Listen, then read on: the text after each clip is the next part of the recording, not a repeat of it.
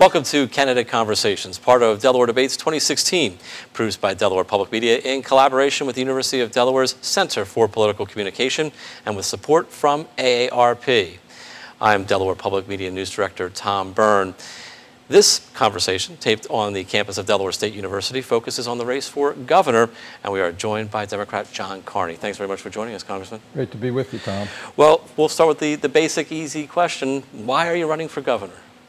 Well, with the untimely death of our own Beau Biden, I decided a lot of people reached out to me, and I took several weeks to look at the race and decided that there were challenges that we had here in Delaware that needed somebody with the experience and vision to meet those challenges, to take the state into a very uncertain future in terms of the way the economy is changing, the need to improve our schools, address workforce issues, and so I decided to put my hat in the ring.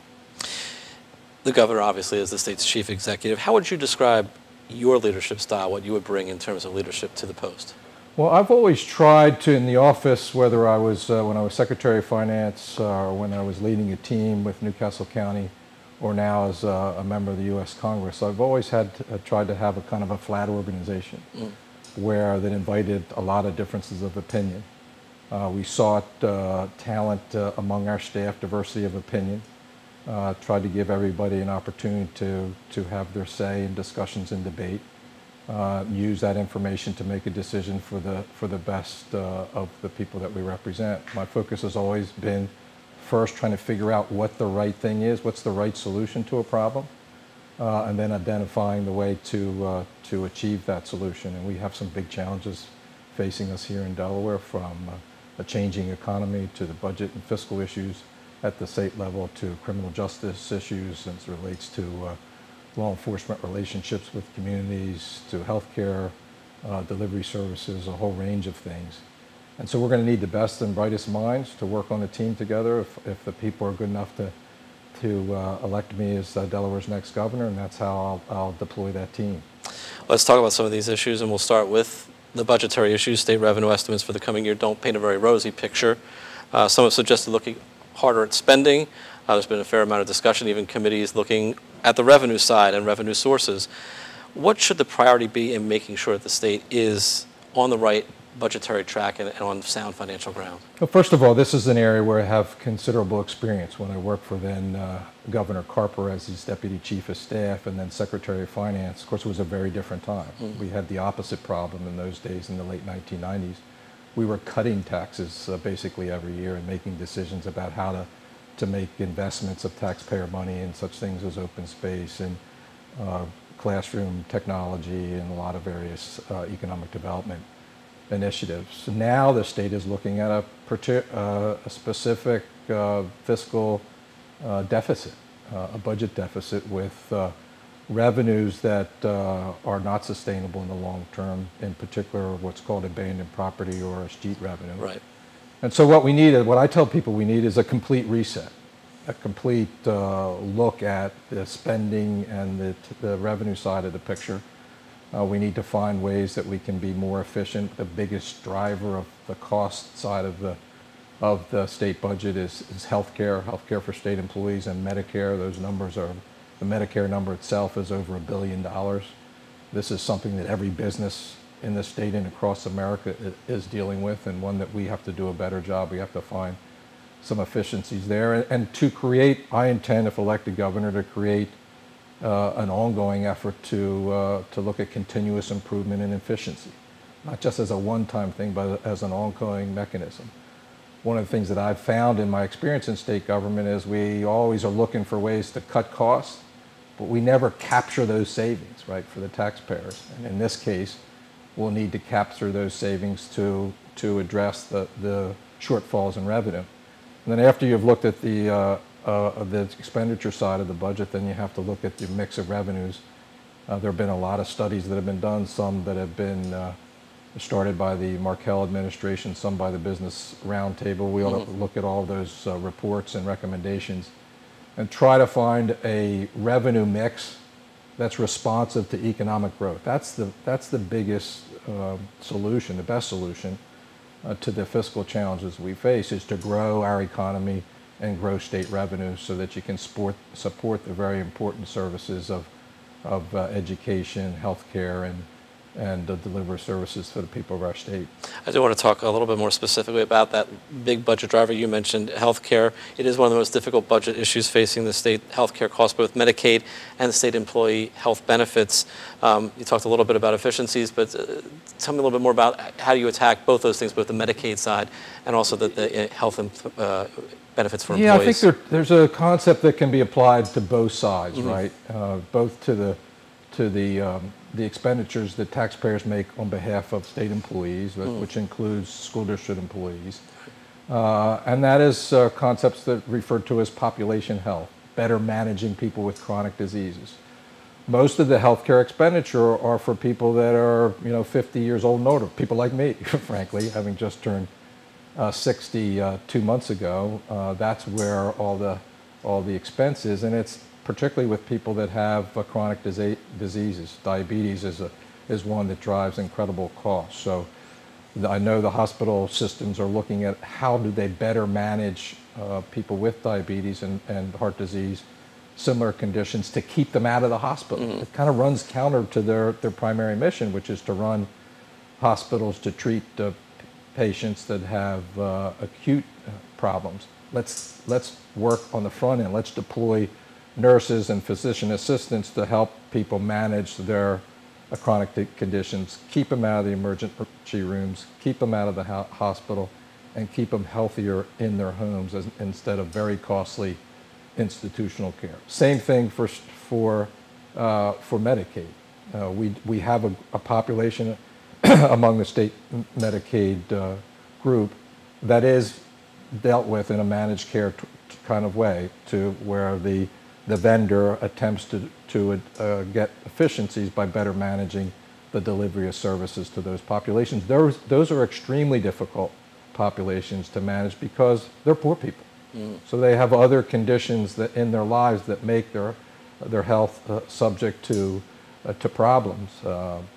Mental health kinds of issues, violence in the neighborhoods, unemployment, and the stress that creates. So there's a different kind of approach to those populations. I think if we can do a better job managing population health with new concepts of nurse navigators and physician assistants, we'll be able to at least flatten those costs out. If we can flatten the increase out, that'll be a lot of savings to the state budget that we can deploy to other areas. I want to talk a little bit about the revenue side. And you alluded a little bit to this. One way to increase revenue is to bring more jobs in, broaden the tax base. Right. Concerns about creating and retaining jobs in the state have been front and center much of this year, particularly in the wake of the Dow-DuPont merger. Right. What steps can you take, if elected, to boost economic growth, raise wages, and create jobs here in the first state? So the most important thing is to think about how competitive we are with other states around us in particular. And the Dow-DuPont merger is a good example of that. We were very competitive among the states involved, Iowa and Indiana and Michigan. We have a tax and regulatory environment that's pretty beneficial for a headquarters company like DuPont, and that was the decision that they were making. But they're looking just as importantly at workforce, the quality of our workforce, and we had that with respect to headquarters talent that was here in Delaware and in the surrounding area. We have institutions of higher learning that feed that pipeline for those kinds of jobs. We're going to lose some of the research jobs because Iowa had stronger research facilities and more modern and newer facilities as compared to the DuPont experimental station where a lot of that work was done, and the Stein-Haskell labs outside of Newark. We've got to look and work together with DuPont or the companies that emerge how to best use those stations as probably multi-tenant research facilities. And it's really an opportunity for us to grow research capacity there in a multi-tenant kind of way. So in the tax and regulatory environment, we stacked up pretty well. Public schools, public education was a really important factor there because the companies make a decision based on the quality of the schools where their employees are going to go, where they're going to attend. So we've got to really focus on settling down all the upset in education, getting on a course that we know works, and making sure that we promote the quality of the schools that we have with businesses who are here and the ones that we're trying to attract from out of state. Workforce quality, I mentioned that, that's really important. And of course, lastly, but as importantly, is quality of life. And if you think about Delaware, from the beaches to the hills of western Newcastle County, we've got a pretty special place to live. We're located right here in the Middle Atlantic region, close to the International Airport in Philadelphia, close to New York City, the financial capital of the U.S., and Washington, D.C., the regulatory and governmental capital of our country. We're pretty favorably located, and we need to use that to our benefit. If we can do that, secure the businesses that we have and allow them to grow, focus on redeveloping old industrial sites like the General Motors sites outside of Wilmington, the old nylon plant in Seaford, and then really focusing on this innovation economy. I think we can really get the economy moving to generate the kind of revenue that would support in a sustainable way the state budget. You mentioned education and trying to settle things down there. Education has been a pretty contentious issue over the last couple of years, from plans to redistrict Wilmington schools to opting out of state assessment tests, down to how schools are funded in general in the state. There does seem to be a lot of serious concerns among the population about the direction of education policy. What should the state be doing to improve education? Yeah, I mentioned settling down on all these very divisive issues, from testing and accountability to teacher evaluations, to charter schools, to the issues in the city of Wilmington and redistricting and the way we fund our schools. We need to settle. There are so many committees that have been formed to look at all these issues. We've got to bring some of those efforts to a close and get on a course where we're focusing on preparing students, young kids, to enter first grade ready to learn how to read, because from grades 1 to 3, they learn how to read, and then from grades 4 on, they read to learn. So if they're not passing their reading test by 3rd grade, we're going to lose them along the way. And we've got to do a better job at that. We've got to focus our resources on the classroom. DOE, I would reorganize DOE to be more of a support agency as opposed to a regulatory agency. Right now, when people think about the Department of Education, they think about these bureaucrats from Dover coming down and telling them how to run their local schools. What I'd like to have is subject area experts in the Department of Education who work with teachers and principals to address the learning needs of the children in those individual classrooms. And I think we need to look at the resources that teachers have, particularly in the schools with a high percentage of kids from poverty in these hyper-segregated neighborhoods in the city of Wilmington and other places in our state. We have to do a better job of educating those kids, because if we don't, we see what the effect is. They don't graduate from high school, they're not getting the kind of employment that can support a family, and they turn to other means, and that's drugs and criminal activity in those communities. So I'm convinced that there are a lot of really good things happening out there. We have a number across the state of really fine teachers. We need to just clear the decks, if you will, of some of these controversial issues and get them focused on teaching kids in classrooms. And to dovetail on what you said there at the end, let's talk a little bit about violent crime. Both in Wilmington and elsewhere in the state, how can you get a handle on that issue, which has also ballooned in recent years? Yeah, well, in the city of Wilmington, a lot of it comes as a result of the gunplay around corner drug dealing. And so we have to work in a cooperative way with the federal law enforcement agencies, state, and the city of Wilmington in those cases to try to stem the flow of those drugs into those neighborhoods. We got to get the guns off the streets. You got 13 and 14-year-old kids carrying guns in some of these neighborhoods. And there's an ethic on the street now where you look cross-eyed at me and young people are willing to pull the trigger and shoot somebody. And we've just got to change that. We also finally have to change the relationship between law enforcement and communities, particularly communities of color. And we've seen the problems that has created nationally, and we've had it here in our own state.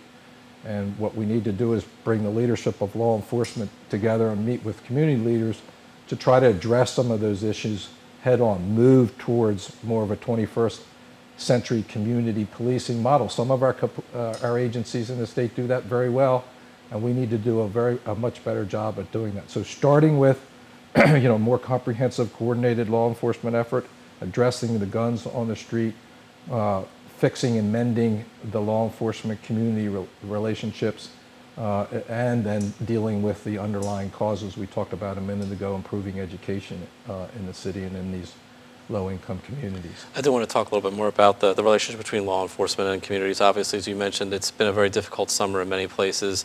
On the one hand, the high-profile shooting of individuals by police, and obviously police officers being shot as well. You talked about trying to bring them together. Is there other things that can be done by a governor if you're elected to help build those bridges or rebuild those bridges, perhaps? I really think there is. I really do. Particularly in a small state like Delaware. Our current governor, I think, accurately likes to refer to our state as a state of neighbors. And everybody looks to the governor for leadership. And I think that the governor can provide the kind of leadership that says, look, we all share the same hopes and aspirations for our children. Black, white, brown, whatever the case may be. Rich and poor, middle class, wherever you find yourself. But we've got to start to understand one another and be able to. I remember one of the first shootings that occurred was in Florida or out in Missouri, and the vice president was quoted as saying that we have to look and understand who that person is, to know who that person is. And the way that you do that is you have dialogue and communication with law enforcement, with elected officials and community leaders, law enforcement in the community, reaching out. Look, the vast majority of the people in these crime-ridden neighborhoods are law-abiding citizens. It's a small number of young people, mostly involved in the drug trade, who terrorize the rest of the community. And police rightly go in. We ask them to go in and stop that activity, and they do so, and these people have guns. And so there's a real fear element there. But you can't treat all the people, the innocent people, as if they're criminals as well.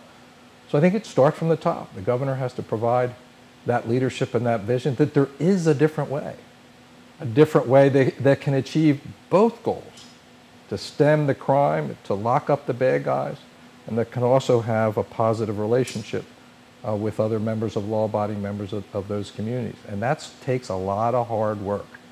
And that's what I'm prepared to do if elected governor. Congressman John Carney, Democratic Party candidate for governor, thank you for your time. Thanks for having me. You can find all of our candidate conversations online at delawarepublic.org and delawaredebates.org.